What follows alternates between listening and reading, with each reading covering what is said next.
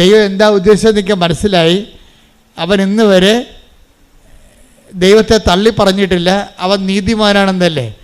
അതിൻ്റെ കാരണം നീ അവന് ചുറ്റും വേലി കെട്ടി വെച്ചിരിക്കണ കൊണ്ടല്ലേ, വേലി കെട്ടി വെച്ചിരിക്കണ കൊണ്ടല്ലേ. അവൻ്റെ സമ്പത്തിന് ചുറ്റും നീ വേലി കെട്ടി. അവൻ്റെ മക്കൾക്കാർക്കും ഒരു കുഴപ്പമില്ല, അവൻ്റെ സമ്പത്തിന് നഷ്ടമൊന്നുമില്ല, അവൻ്റെ ആരോഗ്യത്തിന് കുഴപ്പമൊന്നുമില്ല. നീ ആ വേലി ഒന്ന് പൊളിച്ച് ജോബിൻ്റെ ശരീരത്തിൽ ഞാൻ തൊട്ട് കഴിഞ്ഞാൽ അപ്പം തന്നെ അത് കുട്ടം പിടിക്കും. അപ്പോഴവൻ നിന്നെ തള്ളിപ്പറഞ്ഞാൽ ഞാൻ കാണിക്കാം. അവന് മക്കളെ ഞാൻ കൈകൊണ്ട് അവൻ പിടത്തല്ലേ ഇടിപെട്ട് കയറ്റി മരിക്കും. അപ്പോൾ അവൻ നിന്നെ തള്ളിപ്പറഞ്ഞ് ഞാൻ കാണിക്കാം. ഇങ്ങനെ പറഞ്ഞപ്പോൾ ദൈവം പറഞ്ഞു, ശരി, ഞാൻ വേലി പൊളിക്കാൻ നിന്നെ അനുവദിച്ചിരിക്കുന്നു. അപ്പോൾ ആരെയാണ് ജോബിനെ പരീക്ഷിക്കാൻ വേണ്ടി അനുവദിച്ചത്? പിശാചല്ല, ദൈവമല്ലേ? അതാ സംഭവം. അപ്പോൾ ക്രിസ്തുവിൻ്റെ അടുത്തും പിശാച് വരുന്നത് ദൈവത്തിൻ്റെ ഒരു കൺസെൻറ്റോട് കൂടിയാണ്. അല്ലാതെ എൻ്റെ ഒരു സ്വകാര്യമായ ആലോചന ഇപ്പം കിട്ടിയ പറയണമല്ല, ഞാൻ പഠിച്ചു വെച്ച് പറയണമല്ല ഇത്. എന്ന് വെച്ചാൽ നമുക്കൊരു പ്രലോഭനം വരുമ്പോൾ അതിൻ്റെ കാരണം മുഴുവൻ നമ്മളാണെന്ന് പറയരുത്. ദൈവം തന്നെ നമ്മൾക്ക് അപ്ഗ്രേഡ്, ട്രാൻസിഷനിൽ ടെംപ്റ്റേഷൻ തരും നമുക്കൊന്ന് അപ്ഗ്രേഡ് ചെയ്യാൻ വേണ്ടി. നമ്മൾ ഈ വളർച്ചയാണല്ലോ അത് മുമ്പേ. കാര്യം ആധ്യാത്മിക ജീവിതം വളർച്ചയാണ്. ദൈവ പൈതലാണ് നമ്മളെങ്കിൽ പൈതൽ എപ്പോഴും വളർന്നുകൊണ്ടേയിരിക്കും. ദൈവ പൈതലാണ് നമ്മൾ. അപ്പോൾ ദൈവ പൈതലിൻ്റെ ഒരു പ്രത്യേകത എന്താ? ബയോളജിക്കൽ ഗ്രോത്ത് ഉണ്ടാകും, അതുപോലെ സ്പിരിച്വൽ ഗ്രോത്ത് ഉണ്ടാകും, വളർച്ച ഉണ്ടാകും. വളർച്ച ഉണ്ടാകണം മുഴുവനും ഈ ട്രാൻസിഷനിൽ ടെംപ്റ്റേഷൻ വന്നുകൊണ്ടിരിക്കും. അത് ചിലപ്പോൾ സ്വാഭാവികമായിട്ടുണ്ടാകും, ചിലപ്പോൾ ദൈവം കരുതിക്കൂട്ടി നമുക്ക് തരും. അപ്പോൾ കരുതിക്കൂട്ടി തരുമ്പോൾ നമ്മൾ ശ്രദ്ധിക്കണമെങ്കിൽ പരിശുദ്ധാത്മാവ് നമുക്ക് മസ്റ്റാണ്. പരിശുദ്ധാത്മാവാണ് ഇത് വിവേചിക്കുന്നത്. പരിശുദ്ധാത്മാവ് വിവേചിച്ച് പറയും. ഇപ്പം തന്നെ ഞാൻ എപ്പോഴും ഓർക്കുവേ, അതായത് ഈ രണ്ട് യാക്കോബിനെയും യോഹന്നാനെയും സമറിയായരുടെ പറഞ്ഞു വിട്ടത് ആരാണ്? ക്രിസ്തു അല്ലേ പറഞ്ഞു വിട്ടത്? ജെറുസലേമിലേക്ക് പോവുകയാണ്, വഴിയൊരുക്കണം, വീടൊരുക്കണം, രാത്രി താമസിക്കണം എന്നൊക്കെ പറഞ്ഞുകൊണ്ട് അവരെ പറഞ്ഞു വിട്ടത് ആരാണ്? ക്രിസ്തു, ഈശോ തന്നെ പറഞ്ഞു വിട്ടത്. അവർ കൊടുവാളും വടിവാളുമായിട്ട് ഇവന്മാരുടെ പെടലി വെട്ടാൻ വേണ്ടി ഇരിക്കണം എന്നറിയാവുന്നത് ആർക്കാണ്? ക്രിസ്തുവിനാണ്. അപ്പോൾ അതിൻ്റെ അർത്ഥം വടിവാളിൻ്റെ താഴേക്ക് ഇവരെ പറഞ്ഞു വിട്ടതല്ലേ ശരിക്കും പറഞ്ഞാൽ. എന്തുകൊണ്ടാണ് പറഞ്ഞു വിട്ടതിൻ്റെ കാര്യം? ഇവന്മാരിപ്പോഴും ശിഷ്യന്മാരായിട്ടില്ല. അതാണ് പ്രശ്നം. ശിഷ്യന്മാരാണെന്ന് പറഞ്ഞിങ്ങനെ അഭ്യാസം കാണിച്ച് വിഷം കെട്ടി നടക്കണതല്ലാതെ they are not actual disciples. അവർക്ക് ഇപ്പോഴും വൈരാഗ്യമുണ്ട്, വിദ്വേഷമുണ്ട്. എത്രയോ പ്രാവശ്യം ഈശോ പറഞ്ഞാണ്. ഇതിനെ കുറച്ച് കഴിയുമ്പോൾ ഈശോ പറയും, എന്നെ അനുഗമിക്കാൻ ആഗ്രഹിക്കുന്നവൻ വടിവാളും കൊണ്ടല്ല നടക്കേണ്ടത്, മറിച്ച് കുരിശ് എടുക്കണമെന്ന് പറയും. ഇത് പറയണതിന് മുമ്പാണ് ഈശോ ആദ്യം ഈ വടിവാള് ഉപയോഗിക്കേണ്ട സാഹചര്യം സിറ്റുവേഷൻസ് ക്രിയേറ്റ് ചെയ്യും. അങ്ങനെയാണ് സമറിയായിലോട്ട് ചെല്ലുമ്പോൾ സമറിയ ഇവരോട് ചോദിക്കും, നിങ്ങൾ എവിടെ പോണ്? അപ്പോൾ പറയും, ഞങ്ങൾ ക്രിസ്തുവിൻ്റെ ആൾക്കാരാണ്. എന്ന് വെച്ചാൽ അതൊരു ഭീഷണിയാണ് അവർ പറയണത്. കാനായിൽ വെള്ളം വീഞ്ഞാക്കിയ, കടലിന് മീതെ നടന്ന് അപ്പം വർദ്ധിപ്പിച്ച, ഇന്ന് ലോകത്ത് കേട്ടുകേൾവിയുള്ള ഏറ്റവും വലിയ ദൈവപുത്രനായ ക്രിസ്തുവിൻ്റെ ആൾക്കാരാണ് ഞങ്ങൾ. അപ്പോൾ സമരക്കാർ അന്ന് ഇവിടെ വില പോകത്തില്ല, ഇതിൻ്റെ പാട് തിരക്കാൻ പറയും. ഇവിടെ കൂടി പോകണമെന്നുണ്ടെങ്കിൽ മൗണ്ട് ഗെറിസിമിൽ ആരാധിക്കണം, അല്ല ജെറുസലേമിൽ ആരാധനയ്ക്ക് ഞങ്ങൾ അംഗീകരിക്കത്തില്ല. ഞങ്ങളുടെ അംഗീകാരമുള്ള ആരാധന ഗെറിസിം മലയിലാണ് ഉള്ളത്.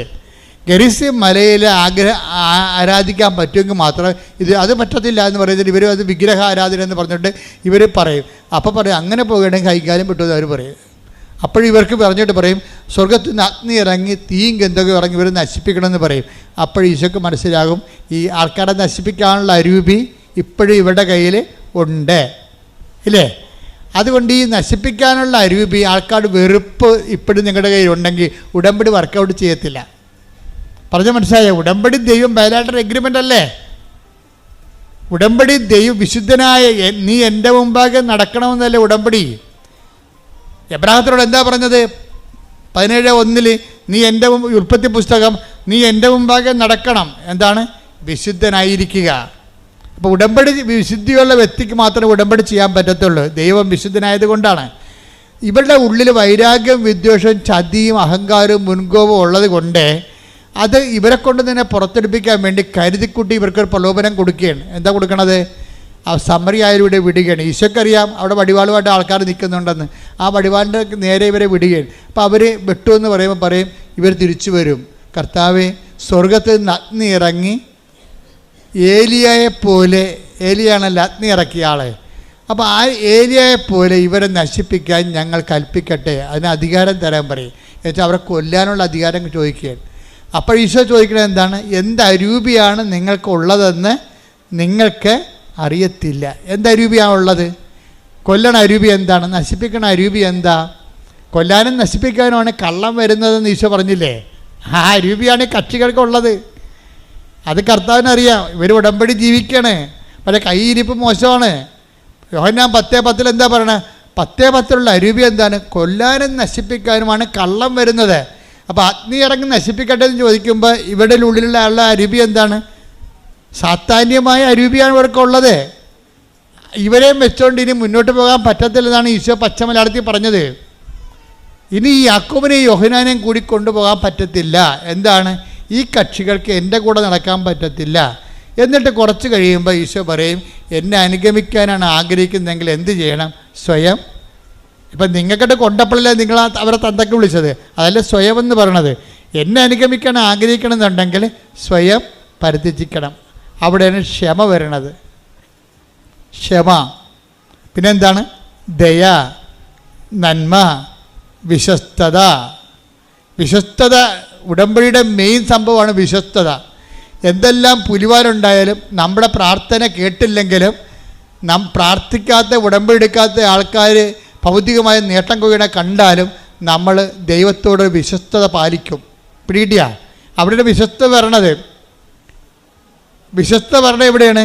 അതായത് നമ്മൾക്ക് അതായത് മറ്റുള്ള വ്യക്തികളെ ഉടമ്പടി എടുക്കാത്തവർക്ക് നമ്മൾ പറയുന്ന ഭൗതിക ആനുകൂല്യം, അവിടെ സ്ഥലം വിറ്റുമാറുക, അവർക്ക് ജോലി കിട്ടുക, അവർക്ക് പ്രൊമോഷൻ കിട്ടുക, അവർക്ക് വിസ വരിക, ഇങ്ങനെയുള്ള സ്ഥലങ്ങൾ മറ്റുള്ളവർക്ക് സംഭവിക്കുകയും നമ്മൾക്ക് സംഭവിക്കാതിരിക്കുകയും ചെയ്യുമ്പോൾ സ്വാഭാവികമായിട്ടും നമുക്ക് ഒരു നീരസം തോന്നുകയും നമ്മൾ ഉടമ്പടിയിലും മാന്യം കാണിക്കുകയും വേര് താഴേക്കില്ലാത്ത കൊണ്ട് ചിലപ്പോൾ ഉടമ്പടി വീണു പോവുകയും വിശ്വസ്തത കുറയുകയും ചെയ്യും.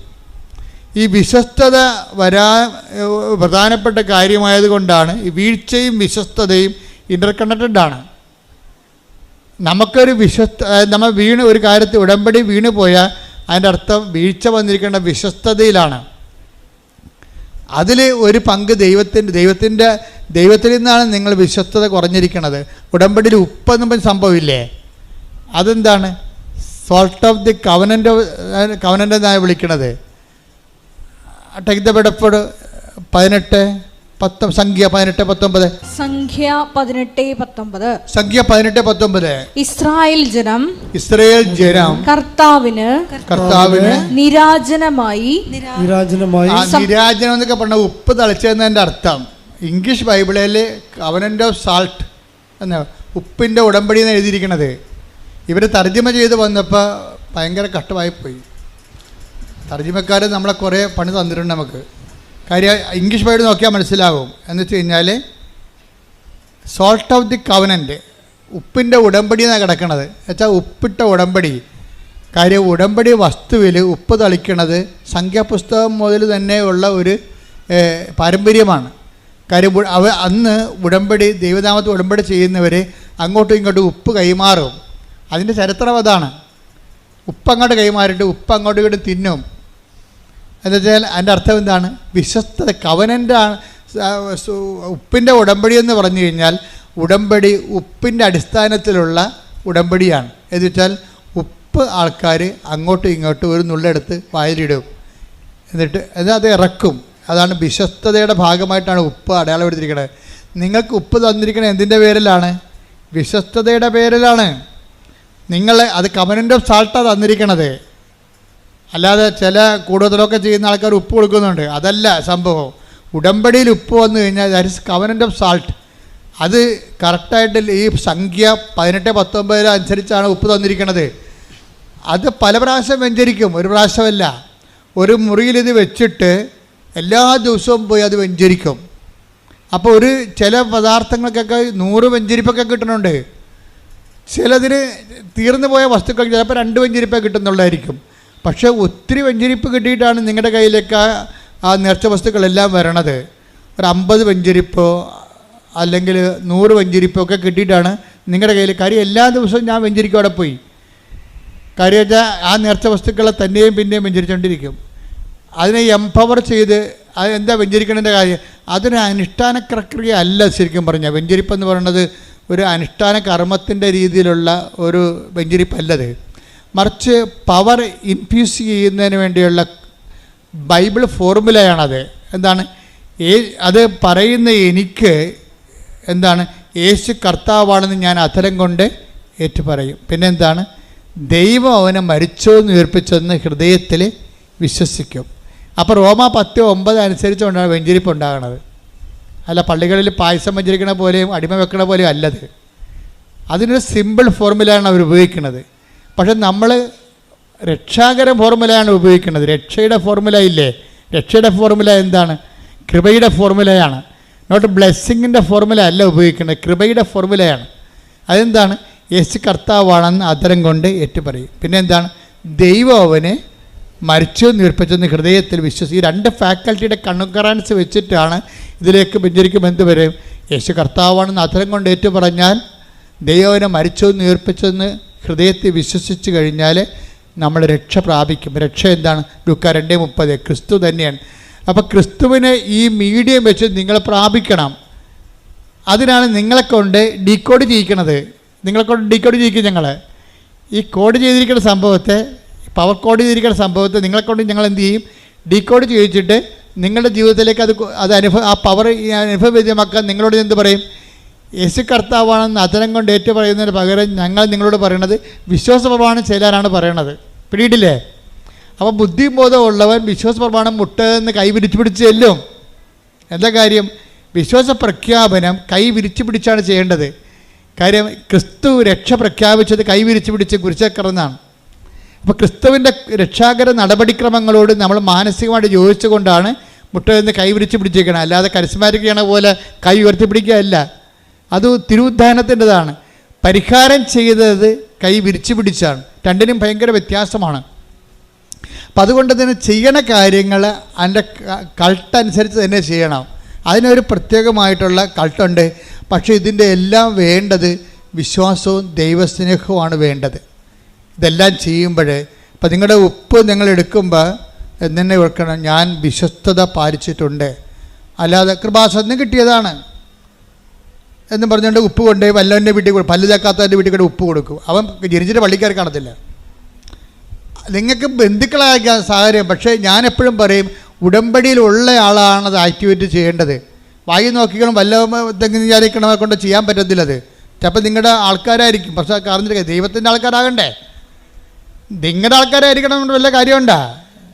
ദൈവത്തിൻ്റെ ആൾക്കാരായിരിക്കണം. അതുകൊണ്ടാണ് രോഗികൾക്കാണ് നിങ്ങളുടെ ഉടമ്പടി തൈര് നിങ്ങൾ നിന്ന് തേച്ച് കൊടുക്കണമെന്ന് പറഞ്ഞതിൻ്റെ കാര്യം. കാര്യം നിങ്ങളല്ല ഉടമ്പടിയിലുള്ളത്. പക്ഷേ ഉടമ്പടി നിങ്ങൾ തേച്ചാലും ചില സമയത്ത് ഏക്കത്തില്ല. അതിൻ്റെ കാരണം എന്ന് വെച്ച് കഴിഞ്ഞാൽ നിങ്ങൾ ഉടമ്പടി അല്ലാത്തത് കൊണ്ടാണ്. നിങ്ങൾ ഓർത്തിരിക്കണം, ഉടമ്പടി കൊണ്ടുവന്ന് ഏതാണ്ട് സംഭവം എഴുതി കെട്ടിത്താത്തണ ഉടമ്പടി എന്ന് പറഞ്ഞുള്ള ചില വിഡ്ഢിവേഷക്കാരില്ലേ, അവർ ചെയ്താൽ ഇത് വർക്കൗട്ട് ചെയ്യത്തില്ല. ഇത് വർക്കൗട്ട് ചെയ്യണമെങ്കിൽ ഇതെന്താണ്? നമ്മൾ ഉടമ്പടിയിൽ ഒരു ഉപ്പ് തളിക്കണത്, അല്ലെങ്കിൽ ഒരു ഉടമ്പടി കാശ്രൂപം കൈമാറുന്നതോ, അല്ലെങ്കിൽ ഒരു ഉടമ്പടി തൈലം കൊണ്ട് കുരിശ് വരയ്ക്കണതോ. ഇപ്പോൾ കഴിഞ്ഞ ദിവസങ്ങളിൽ ഒരു സാക്ഷ്യം ഉണ്ടായി. സാക്ഷി ആരാ പറഞ്ഞു? ഒന്ന് ശ്രദ്ധിച്ച മക്കളെ. യേശുവേ സ്തോത്രം.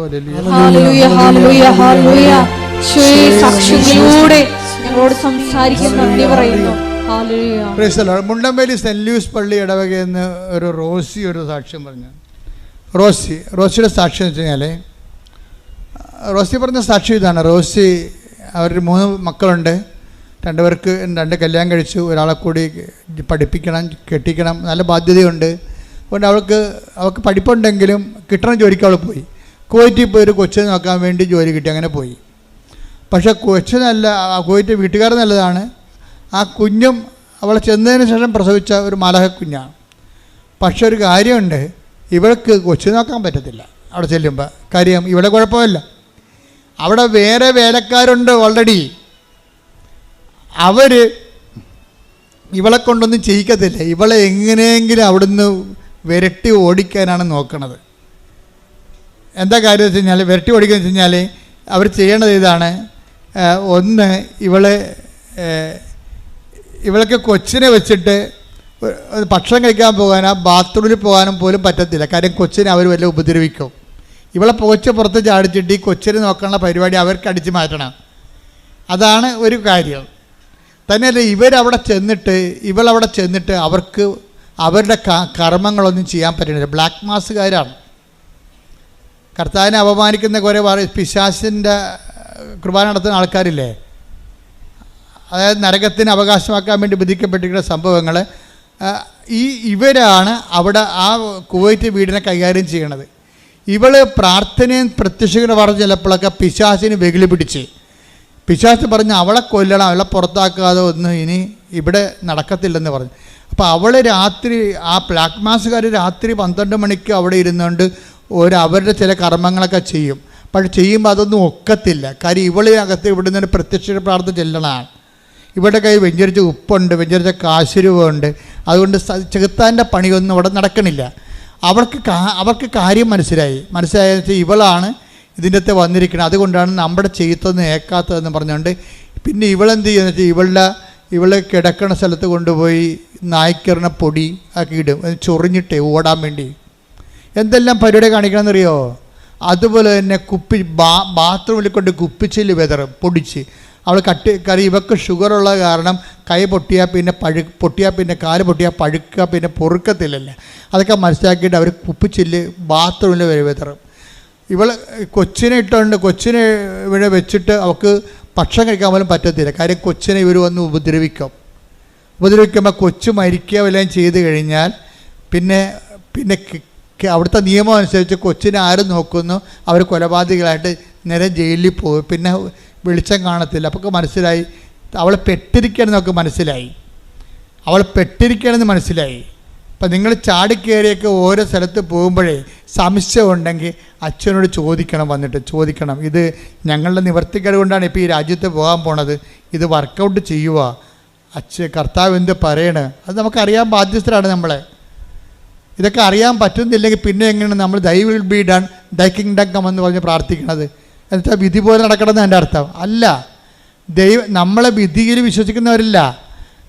നിൻ്റെ രാജ്യം വരണം, നിൻ്റെ തിരുമനസ് നിറവേറണം എന്ന് വെച്ച് കഴിഞ്ഞാൽ ഈ വിഷയം നിൻ്റെ തിരുമനസ്സാണോ അല്ലയോ, ദൈവ തിരുമനസ്സാണോ അല്ലയോ, അല്ല നിൻ്റെ സമ്മർദ്ദം കൊണ്ട് നീ ചാടിപ്പീണ് കടലിൽ കടക്കാൻ പോണ പോലെ വരരുത്. അപ്പം നിങ്ങൾക്കൊരു വിഷയത്തിൽ സംശയമാണ് ദൈവം തോന്നിക്കുന്നത്. ആദ്യം സംശയമില്ലെങ്കിൽ ഓക്കെയാണ്. സംശയം ഉണ്ടെങ്കിൽ എൻ്റെ മക്കൾ ചോദിക്കണം. സംശയം തോന്നണച്ചാൽ ഇതിനകത്ത് എന്താ ചെയ്യേണ്ടതെന്ന് ചോദിക്കണം. അപ്പോൾ അതിക്ക് മുമ്പ് നിങ്ങളുടെ ഉടമ്പടി ഒന്ന് വെടിപ്പായിരിക്കണം. നിങ്ങൾ ഉടമ്പടി ഇല്ല, ഇപ്പം സംശയം വന്നപ്പോൾ നിങ്ങൾ രോഗികളെയും കണ്ടിട്ടില്ല, വീട്ടിലെല്ലാവരുമായിട്ട് കലഹവുമാണ്, പ്രാർത്ഥനയും ചില സമയത്ത് തോന്നുമ്പോൾ എഴുന്നേക്കണം, 5:30 എഴുന്നേക്കേണ്ട ആൾ 7 മണിക്ക് എഴുന്നേറ്റിട്ട് ഇപ്പോൾ പ്രശ്നം ഉണ്ടാക്കുമ്പോൾ അച്ഛാ സംശയം ഉണ്ടെന്ന് പറഞ്ഞാൽ എനിക്ക് ആളെ കാണുമ്പോൾ അറിയാൻ പറ്റും. അവിടെ നിന്ന് ചീട്ട് കിട്ടിയാലും ഞാൻ ചീട്ട് കീറി ഇവിടെ വെച്ച്. എന്താ കാര്യം? ഇവരോട് സംസാരിക്കാൻ പറ്റുന്നത് ഇവർ ഉടമ്പടിയിലല്ല, ഇവർ ഉടമ്പടിയായിട്ട് നടക്കുകയാണ്. ഉടമ്പടിയുടെ പേപ്പറൊക്കെ കയ്യിരിപ്പുണ്ട്, പക്ഷേ he's not in a covenant. കാര്യം എന്താണ്? കവനൻ്റെ ഉത്തരവാദിത്തങ്ങൾ ദൈവസ്നേഹത്തോടെ അവർ പാലിച്ചിട്ടില്ല. അതാണ് എൻ്റെ വിഷയം പറയണത്. കവൻ്റെ ഉത്തരവാദിത്തങ്ങൾ പാലിച്ചാലാണ് ഇതെല്ലാം വർക്കൗട്ട് ചെയ്യത്തുള്ളൂ. എന്താ കാര്യം വെച്ച് കഴിഞ്ഞാൽ വിശ്വാസ ആവിഷ്കാരങ്ങൾ നമ്മൾ ശ്രദ്ധിക്കണം. വിശ്വാസ ആവിഷ്കാരങ്ങൾക്ക് ആകപ്പാട് ജനത്തിന് അറിയാവുന്ന പ്രാർത്ഥനയാണ്. ആകപ്പാട് ജനങ്ങളെല്ലാം കുർബാന പോലും ആൾക്കാർ ചോദിക്കും, കുർബാന അച്ഛന്മാർ ചോദിക്കുമ്പോൾ ബ്രദർ കുർബാന ചൊല്ലിയതാണോ? അല്ല, അച്ഛനായിട്ടില്ലെന്ന് പറയും. അപ്പോൾ എൻ്റെ അപ്പനൊരു കുർബാന ചൊല്ലിക്കണം. അപ്പോൾ കുർബാന വരെ എന്താണ് ചൊല്ലണ സംഭവമാക്കി മാറ്റി. ആര് മാറ്റിയതാണ്? ഞങ്ങൾ മാറ്റിയതല്ല, നിങ്ങൾ മാറ്റിയതാണ്. കുർബാന ചെല്ലണ സംഭവമല്ല, ഉടമ്പടിയാണ്, ചെയ്യണ സംഭവമാണ്. Do this memory of me, ഇതെൻ്റെ ഓർമ്മയ്ക്കായി ചൊല്ലാനാണോ പറഞ്ഞത്? അല്ലല്ല, ചെയ്യാനല്ല പറഞ്ഞത്. പിന്നെ എങ്ങനെയൊക്കെ നമുക്ക് കുർബാന ചെല്ലിച്ചോ എന്ന് ചോദിക്കണേ എന്തിനാ? അതിൻ്റെ പ്രശ്നം വെച്ച് കഴിഞ്ഞാൽ ഉടമ്പടി എല്ലാം ചെയ്യുകയാണ്. അപ്പം അതുകൊണ്ട് തന്നെ കുർബാന നമ്മൾ ചെയ്യാൻ വേണ്ടി വരികയാണ് പള്ളിയിൽ. എന്താണ്? അവൻ്റെ ഓർമ്മയ്ക്കായി ചെയ്യുകയാണ്. അവൻ നമുക്ക് വേണ്ടി അവൻ്റെ ശരീരം പാപത്തിന് പരിഹാരമായിട്ട് ഭാഗിച്ച് വീതിച്ച് വിളമ്പി തന്നു. അത് നമ്മൾ അവൻ്റെ ഓർമ്മ ആഘോഷിക്കുമ്പോൾ അവൻ നമ്മളോട് കാണിച്ച കാരുണ്യത്തിന് നന്ദി പറഞ്ഞുകൊണ്ട് അവൻ്റെ സ്നേഹത്തിൻ്റെ ആഘോഷമായിട്ട് നമ്മൾ മുറിച്ച ആൾക്കാർക്ക് കൊടുക്കും. നമ്മുടെ സമയം, നമ്മുടെ സമ്പത്ത്, അതാണ് നിങ്ങൾ ഉടമ്പടിയോട് ചെയ്യണ കുർബാന. ഉടമ്പടിക്ക് ശേഷം നിങ്ങളെ ആൾക്കാർ സുവിശേഷം അറിയാത്തവർ അറിയിക്കുന്നു, അറിഞ്ഞവർ ആഴപ്പെടുത്തുന്നു. ഉടമ്പടിക്ക് ശേഷം നിങ്ങൾ ദാനധർമ്മം ചെയ്യുന്നു. നിങ്ങൾ അനുഭവിക്കേണ്ട, നിങ്ങളുടെ മക്കൾ അനുഭവിക്കേണ്ട സമ്പത്ത് മറ്റുള്ളവർക്ക് കൂടി പങ്കുവെച്ച് കൊടുക്കുമ്പോൾ മുറിച്ച് കൊടുക്കുകയാണ്. കുർബാന തുടരുകയാണ്. മാസ് ഒരിക്കലും എൻഡ് ചെയ്യുന്നില്ല. കൾട്ടിക്ക് അതായത് ലിറ്ററേച്ചറിക്കൽ മാസാണ് എൻഡ് ചെയ്യണത്. ബയോളജിക്കൽ മാസ് തുടർന്നുകൊണ്ടേയിരിക്കും. ഫെയ്ത്ത് മാസ് ഫെയ്ത്ത്ഫുള്ള് തുടർന്നുകൊണ്ടേയിരിക്കും. അത് ഓർമ്മ തൊട്ട് ഓർമ്മ വരെയാണ് ആ കുർബാന. നമ്മൾ രാവിലെ എഴുന്നേൽക്കുമ്പോൾ നമുക്കൊരു ഓർമ്മയുണ്ട്. നമ്മൾ കിടന്നുറങ്ങുമ്പോൾ ആ ഓർമ്മ അസ്തമിക്കുമ്പോൾ ഓർമ്മ തൊട്ട് ഓർമ്മ വരെയാണ് കുർബാന നിൽക്കുന്നത്. അവൻ്റെ ഓർമ്മയ്ക്കായി നമ്മൾ ചെയ്യണത്. കൈയടിച്ച് ശ്രുതിക്കട്ടെ ഹല്ലേലൂയ.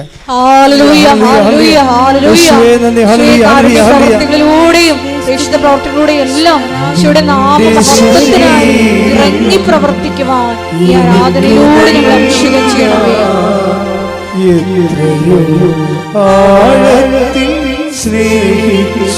ഒരുമിച്ച് പാടാം. നിന്റെ ശരീരം എനിക്കു എത്രയോ ആഴത്തിൽ സ്നേഹിച്ചു. പരിശുദ്ധ പരമ ദിവ്യകാരുണ്യത്തിന് നേരവും ആരാധനയും സ്തുതിയും പുകഴ്ചയും ഉണ്ടായിരിക്കട്ടെ. ആ കുടുംബത്തിലെല്ലാം ഒരു ദൈവസ്നേഹത്തിൻ്റെ അഭിഷേകം ഉണ്ടാകണം. അതാണ് നിങ്ങൾ എഫേസ്യസ് നമ്മൾ വായിച്ചത് 8:17 എന്താണ്? നിങ്ങൾ സ്നേഹത്തിൽ വേരുപാകി ആഴപ്പെടുവിൻ. അങ്ങനെ ആഴപ്പെട്ടാൽ എന്ത് സംഭവിക്കും? നിങ്ങൾ വീണു പോവുകയില്ല.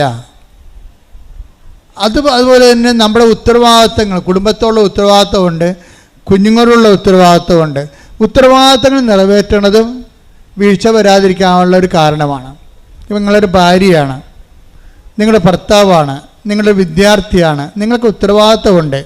പഠിക്കുക, നല്ലവണ്ണം മാർക്ക് വാങ്ങിക്കുക, മാതാപിതാക്കന്മാരുടെ ആ കുടുംബത്തിൻ്റെ ചൈതന്യത്തിൽ ജീവിക്കുക, പറ്റുന്നവർക്ക് ദൈവത്തിൻ്റെ നാമം അറിയിക്കാൻ വാക്കും പ്രവൃത്തിയും ഉപയോഗിക്കുക.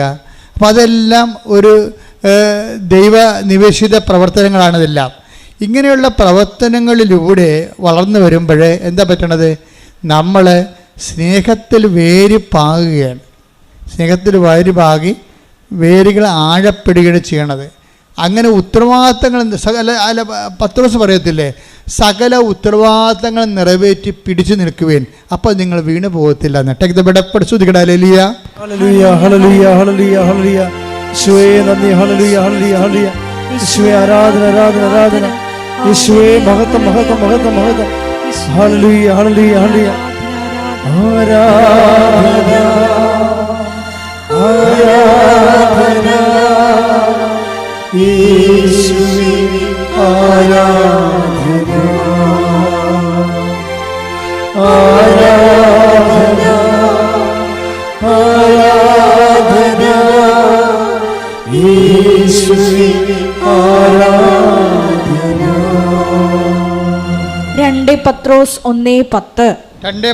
1:10 ആകയാൽ സഹോദരരെ നിങ്ങളുടെ വിളിയും തിരഞ്ഞെടുപ്പും ഉറപ്പിക്കുന്നതിൽ കൂടുതൽ ഉത്സാഹമുള്ളവരായിരിക്കുവിൻ. ഇങ്ങനെ ചെയ്താൽ ഒരിക്കലും നിങ്ങൾ വീണു പോവുകയില്ല. അതായത് വിളിയും നമുക്ക് വിളിയുണ്ട്. നമ്മൾ വിശ്വാസത്തിലേക്ക് ഉടമ്പടി വഴി നിങ്ങൾ വിശ്വാസത്തിലേക്ക് വിളിക്കപ്പെട്ടിരിക്കുകയാണ്. ഇനി ഒരു തിരഞ്ഞെടുപ്പുണ്ട്. ഉടമ്പടി ഒരു തിരഞ്ഞെടുപ്പാണ്. കർത്താവുമായിട്ട് ഉടമ്പടി ജീവിതം നമ്മുടെ ഒരു തിരഞ്ഞെടുപ്പായിട്ടാണ് വരണത്. ഈ ഉടമ്പടിയുടെ തിരഞ്ഞെടുപ്പിൽ വിശ്വസ്തത കാണിച്ചുകൊണ്ട് നമ്മൾ പിടിച്ചു നിന്നാൽ എന്ത് പറ്റും? നമ്മൾ വീണ് പോകത്തില്ല. വീണ് പോകാതെ പ്രാർത്ഥിക്കുക. കർത്താവായ ദൈവമേ, കർത്താവായ ദൈവമേ, ഉടമ്പടിയെ ഒരു ദൈവവിളിയായി മനസ്സിലാക്കി ഒരു തിരഞ്ഞെടുപ്പായി മനസ്സിലാക്കി അനുഷ്ഠിച്ചുകൊണ്ട് അതനുസരിച്ച് ജീവിച്ചുകൊണ്ട് വീണ് പോകാതിരിക്കാൻ എന്നെ പ്രത്യേകമായി അഭിഷേകം ചെയ്യണമേ. അപ്പൊ വീണ് പോകാതിരിക്കാൻ എന്താ സംഭവിച്ചാൽ, വീണ് പോകാനുള്ള സാഹചര്യങ്ങളൊക്കെ ഉണ്ടാവും. പക്ഷെ വീണ് പോകാത്തൊരാളിൻ്റെ പേരിലാണ്, മധ്യസ്ഥത്തിലാണ് ഈ ഉടമ്പടി ചെയ്തിരിക്കുന്നത്. മനസ്സിലായില്ലേ? സ്വന്തം മകൻ ഒരു കുറവിറച്ചിയായി തലക്ക് മുകളിൽ തൂങ്ങുമ്പോഴും അവൾ വീണ് പോകാതെ നിൽക്കണം എന്നാണ് യോഹന്നാൻ പറയണത്. എന്താണ്? യേശുവിൻ്റെ അമ്മ പറഞ്ഞ്, യേശുവിന്റെ അമ്മ അവന്റെ കുരിശിന്റെ ചുവട്ടിൽ നിന്നിരുന്നു. എങ്ങനെ നിൽക്കണം? 3 മണിക്കൂർ നിൽക്കാൻ പറ്റുമോ അവിടെ? എന്ത് പരുവക്കേടായിട്ടാണ് വീട്ടിൽ നിന്ന് വന്നത്? വെളുപ്പാങ്കാലത്ത് ഇറങ്ങിയതാ, കുരിശും ചുവന്നുണ്ട്. ആ വെളുപ്പാങ്കാലത്ത് ഇറങ്ങിയ യാത്ര, 6 മണിക്ക് ഇറങ്ങിയ യാത്ര ശരിക്കും പറഞ്ഞാൽ ഗാൽവരിയിൽ വരുമ്പോൾ 12 മണിയായി. അപ്പം എന്തൊരു താമസം പിടിച്ച്, എന്തൊരു വെയിൽ! ഒന്നാമത്തെ നിസാം മാസത്തിലെ വെയിൽ. ഞാൻ ആ നിസാം മാസത്തിൽ അവിടെ പോയ ആളാണ്. 43 ഡിഗ്രിയാണ് ഇസ്രയേലിൻ്റെ ചൂട്. ഈ ചൂടിൻ്റെ അകത്ത് തിളച്ച് ചോര ഒഴുകുമ്പോൾ വെറുതെ നിന്നാൽ പോലും നമ്മൾ പപ്പടമായി പോവും, മുരിഞ്ഞ പപ്പടമായി പോവും. ആ ഒരു അവസ്ഥയിൽ വന്ന് നിന്ന ആൾ എങ്ങനെയാണ് ക്രിസ്തുവിനെ പോലും വെള്ളം കൊടുക്കാൻ പോയിട്ട് ആ മനുഷ്യന്മാർ കൊടുപ്പിച്ചില്ല. അപ്പോൾ വെള്ളം കിട്ടാതെ ക്രിസ്തു മാത്രമല്ല അവിടെ നിന്നിരിക്കണത്, അമ്മ പോലും ഒരിറ്റ് വെള്ളം കിട്ടാതെ രാവിലെ 6 മണി തൊട്ട് 12 മണി വരെ നിന്ന ആൾ ക്രിസ്തുവിനെ അടക്കുമ്പോൾ 3 മണിയാകും. അപ്പം അത്രയും മണിക്കൂർ നിൽക്കണ ആൾ, എന്നിട്ടും വീണില്ലെന്നാണ് പറയണത്. ഉത്തരവാദിത്തമുള്ളവർ വീഴത്തില്ല, ഉത്തരവാദിത്ത ബോധമുള്ളവരും വീഴത്തില്ല. അതുകൊണ്ടാണ് ബൈബിൾ പറയണത് ഉത്തരവാദിത്തങ്ങൾ നിറവേറ്റിക്കൊണ്ട് പിടിച്ചു നിൽക്കാൻ പറയണത്. സകല ഉത്തരവാദിത്തങ്ങൾ നിറവേറ്റി. കാര്യം നമ്മളിപ്പോൾ ഞാനൊരു വൈദികനാണ്, ഞാൻ വൈദികൻ്റെ ഉത്തരവാദിത്തങ്ങൾ കൃത്യമായിട്ട് നിറവേറ്റിയാൽ എനിക്ക് വീഴ്ച വരത്തില്ല, തീർച്ചയായിട്ടും വീഴ്ച വരത്തില്ല. നിങ്ങളൊരു ഭാര്യയാണ്, അല്ലെങ്കിൽ നിങ്ങളൊരു അമ്മയാണ്, അത് നിങ്ങളുടെ ഭർത്താവാണ്, അല്ലെങ്കിൽ നിങ്ങളുടെ വിദ്യാർത്ഥിയാണ്. നിങ്ങൾക്ക് ആ ഉത്തരവാദിത്തം കൃത്യമായി നിറവേറ്റുകയാണെങ്കിൽ ആ ഉത്തരവാദിത്വം എന്ന് പറയുന്നത് എന്താണ്? ഉത്തരത്തിൻ്റെ വാദിയാണ് ഉത്തരവാദി. വാദിയും പ്രതിയുമില്ലേ ഇല്ലേ? ഉത്തരവാദി എന്ന് വെച്ച് കഴിഞ്ഞാൽ ആരോടാണ് നമ്മൾ കടപ്പെട്ടിരിക്കുന്നത്, ഉത്തരം കടപ്പെട്ടിരിക്കുന്നത്, അതാണ് ഉത്തരവാദി എന്ന് പറയണത്. അതായത് ഉത്തരം ആർക്ക് നമ്മൾ ബോധിപ്പിക്കണം. അപ്പോൾ നമ്മൾ ഉത്തരത്തിൻ്റെ അടിസ്ഥാനത്തിൽ ഉത്തരം പറയേണ്ട ആളായി മാറും. ഉത്തരം നമ്മൾ ആരോടാണ് പറയേണ്ടത്? ദൈവത്തോടാണ് ഉത്തരം പറയേണ്ടത്. ഉടമ്പടിക്ക് ഉത്തരം പറയേണ്ടത് ആരോടാണ്? ദൈവത്തോട്. അപ്പോൾ ഉത്തരവാദി ആരാ? നമ്മൾ. ഭാര്യയും ഭർത്താവിനെയും ഞങ്ങളെ കൊണ്ടുവന്ന് പള്ളിയിലെറിഞ്ഞ് പോസ്റ്റിന് താഴെ കല്യാണം കഴിക്കുന്നത് ഒളിച്ചോടണമല്ല, മറിച്ച് കൗതാശികമായിട്ട് ദൈവത്തിൻ്റെ സ്ഥാനത്ത് നിന്നുകൊണ്ട് അൾത്താറെ വിവാഹം കഴിക്കുന്നവർ ഓർക്കുക, നിങ്ങൾ ദൈവത്തോട് ഉത്തരവാദികളാണ്. മറ്റത് പിന്നെ ഉത്തരവാദിയൊന്നുമില്ല. കാര്യം ഈ ഭൂമിയിൽ കല്യാണം കഴിക്കണമെന്ന് നിർബന്ധമൊന്നുമില്ല. എന്താ കാര്യം? എടാ ദൈവപേടിയുള്ള ദൈവ പൈതൽ നിത്യതയ്ക്ക് വേണ്ടി നിയോഗിക്കപ്പെട്ടവരാണ് കർത്താവിൻ്റെ നാമത്തിൽ വിവാഹം കഴിക്കണത്. അവർക്ക് വിവാഹം കഴിക്കണമെങ്കിൽ ചില ആൾക്കാർക്ക് ഇതൊന്നും ഒരു പ്രശ്നമല്ല. അവർ ലിവിങ് ടുഗദറാണ്, ഒരുമിച്ച് താമസമാണെന്നൊക്കെ പറയും. എന്നിട്ട് അവർ അബോർഷൻ ഗുളികയൊക്കെ ഉപയോഗിക്കും. അങ്ങനെ പല മനുഷ്യർ ഈ ഭൂമിയിൽ നിൽക്കും. അവർക്ക് നിത്യതയെക്കുറിച്ച് യാതൊരു ബോധവുമില്ല. നമുക്ക് ബോധത്തിൻ്റെ കൂടുതലാണ് നമുക്ക്. എന്താ കാര്യം? ഞാൻ പരിശുദ്ധമ്മ ദേവമാതാവിനെ കണ്ട ആളാണ്. അപ്പം നിത്യത എന്താണെന്ന് എനിക്കറിയാം. പക്ഷേ നിത്യതയായിട്ട് അടുക്കണമെങ്കിൽ കുറച്ച് പണിയുണ്ട്. എന്താ കാര്യം? കർത്താവിൻ്റെ കൽപ്പനകൾ പാലിക്കണം, അവൻ പറയണ പോലെ ജീവിക്കണം. അവൻ പറയണ പോലെ ജീവിക്കണമല്ല, നമുക്ക് തോന്നണ പോലെ ജീവിക്കണമല്ല. നമുക്ക് തോന്നുന്ന പോലെ ഇപ്പോൾ ഒരു ഭർത്താവിനെ ഉപേക്ഷിച്ച്, രണ്ടാമത്തെ ഭർത്താവിനെ ഉപേക്ഷിച്ച്, മൂന്നാമത്തെ ഭാര്യയെ ഉപേക്ഷിച്ച് നമുക്കിങ്ങനെ എല്ലാ കുടിയിലും 5-6 മക്കളൊക്കെ ഉണ്ടാക്കി. അങ്ങനെ ഒന്നും സഭയിലില്ല, നിയമമില്ല. കർത്താവ് എന്താ പറയുന്നത്? അവരിരുവരും ഏക ശരീരമായി തീരും. എന്താ അപ്പം ഏക ശരീരമായി തീരുമെന്ന് പറയുമ്പോൾ ആ ദൈവ തിരുസന്നിധിയിലുള്ള ഒരു കവനൻ്റെ ഉടമ്പടിയാണ് ഇവിടെ നടക്കുന്നത്. ആ ഉടമ്പടിയിലുണ്ടാകുന്ന കുഞ്ഞുങ്ങൾ ഉടമ്പടിയുടെ കുഞ്ഞുങ്ങളാണ്. ആ ഉടമ്പടിയുടെ കുഞ്ഞുങ്ങളെ വേദപാഠം പഠിപ്പിക്കാൻ നമ്മൾ ബാധ്യസ്ഥരാണ്.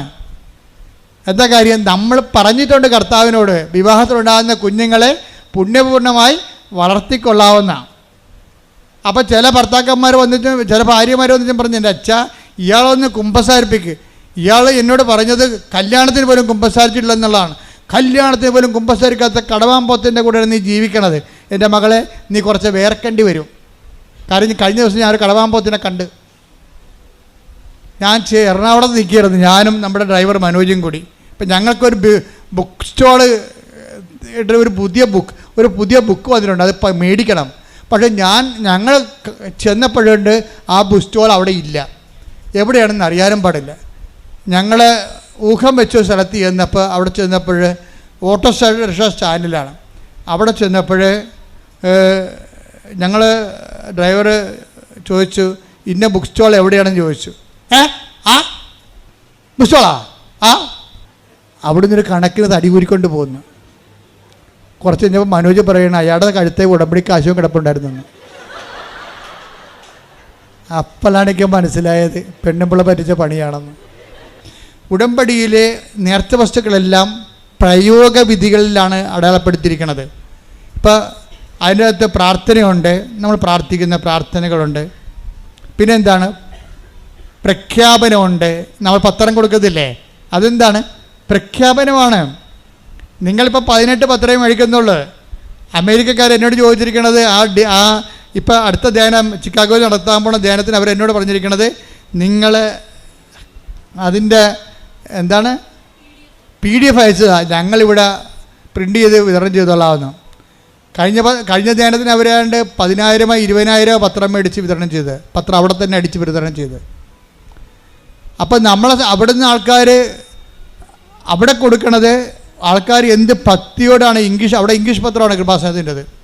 ഇപ്പം അടുത്ത ധ്യാനത്തിന് അവർ കൊടുക്കുന്നുണ്ട്. വേറെയും ഗ്രൂപ്പുകൾ പത്രം PDF ചോദിച്ചിട്ടുണ്ട്. വിദേശ രാജ്യങ്ങളിൽ PDF പത്രം ചോദിച്ചാൽ ഞങ്ങൾ PDF അയച്ചു കൊടുക്കും. എന്താ കാരണം വെച്ച് കഴിഞ്ഞാൽ നമ്മളെ സംബന്ധിച്ചിടത്തോളം മാതാവിൻ്റെ പ്രത്യക്ഷീകരണത്തിൻ്റെ സന്ദേശമാണത്. ആ മാതാവിൻ്റെ പ്രത്യക്ഷീകരണ സന്ദേശം അവർക്ക് അടിച്ചു കൊടുക്കാൻ പറ്റുന്നുണ്ടെങ്കിൽ സന്ദേശം കൈമാറണം. എന്താ കാര്യം? സന്ദേശം ലളിതമായി കൈമാറണം. സന്ദേശം എന്താണ്? ദുരന്തമുണ്ടാകാൻ പോണ്, പ്രാർത്ഥിക്കണമെന്നാണ് അമ്മ പറഞ്ഞത്. അപ്പോൾ എന്തുമാത്രം ആൾക്കാർക്ക് ഈ അമ്മയുടെ പ്രത്യക്ഷീകരണത്തിൻ്റെ അടിസ്ഥാനത്തിൽ ലോകം മുഴുവൻ പ്രാർത്ഥിക്കാൻ വേണ്ടി കൃപാസനത്തെ ചുമതലപ്പെടുത്തിയിട്ടുണ്ട്. കൃപാസനത്തിൽ എല്ലാ മധ്യസ്ഥ പ്രാർത്ഥനക്കാരും അതേ ഉത്തരവാദിത്തമുള്ളതാണ്. ഉടമ്പടി എടുത്ത അമ്മയെ, കൃപാസനത്തിൽ പ്രത്യക്ഷയുടെ പരിശുദ്ധ അമ്മയുമായി ഉടമ്പടി ജീവിതം നയിക്കുന്ന നിങ്ങളും അതിന് ബാധ്യസ്ഥരാണ്. എന്താണ്? ദുരന്തമുണ്ടാകാൻ പോണ്, പ്രാർത്ഥിക്കണമെന്ന് പറയാൻ. നിങ്ങൾ പത്രം കൊണ്ട് കൊടുക്കുമ്പോൾ നിങ്ങൾ എന്താ പറഞ്ഞത്? അമ്മ കൃപാസനത്തിൽ പ്രത്യക്ഷപ്പെട്ട്, സിൽവർ ഗ്രേയിൽ പ്രത്യക്ഷപ്പെട്ട്, സമയഘടികാരത്തിൽ പ്രത്യക്ഷപ്പെട്ട്, ദുരന്തമുണ്ടാകാൻ പ്രാർത്ഥിക്കണമെന്ന് പറയാൻ വേണ്ടിയാണ് അമ്മ പ്രത്യക്ഷപ്പെട്ടതിൻ്റെ അടയാളമാണ് അവിടെ കാണുന്ന 100 കണക്കിന് സാക്ഷ്യങ്ങൾ. സാക്ഷ്യമെല്ലാം അമ്മയുടെ പ്രത്യക്ഷീകരണത്തിൻ്റെ അടയാളമാണെങ്കിൽ അത് കൈമാറുന്ന നിങ്ങൾ അമ്മയുടെ പ്രത്യക്ഷീകരണത്തിൻ്റെ സുവിശേഷ സാക്ഷികളാണ്. കൈയടിക്കട്ടെ, ശ്രുതികട്ടെ.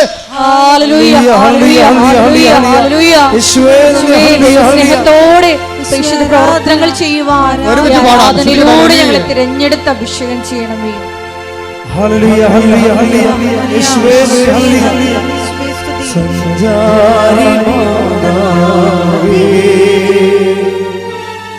കൃപയുടെ കൂടാരമേ, സഞ്ചാരി മാതാവേ, കൃപയുടെ കൂടാരമേ, വാഗ്ദാനമേടകമേ,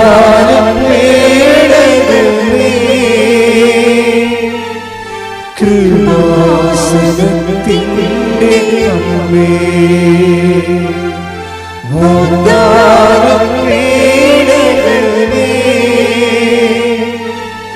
കൃപാസനത്തിൻ്റെ